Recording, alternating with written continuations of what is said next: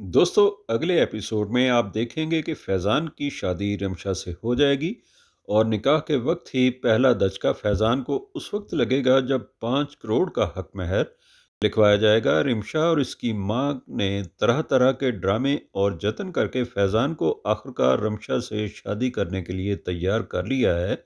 फैज़ान में फैसला करने की सलाहियत की शदीद कमी है। इसे पता है कि इसकी बीवी हादिया इससे बेपनाह मोहब्बत करती है, इसके साथ मुखलिस है। फैज़ान भी दिल का अच्छा है, वो नहीं चाहता कि इसकी वजह से किसी का दिल टूटे, लेकिन रिमशा और इसकी मां ने फैज़ान को ट्रैप करके गलत फैसला करने पर मजबूर कर दिया है।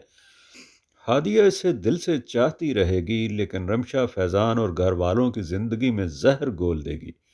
उधर नताशा के साथ भी शेरी जैसा लालची इंसान जुड़ा हुआ है, जो नताशा को एक तरफ तो ये यकीन दिला रहा है कि वो इससे मोहब्बत करता है, दूसरी तरफ अपने ही दोस्तों से मिलकर इसके जेवरात चोरी कर लेगा।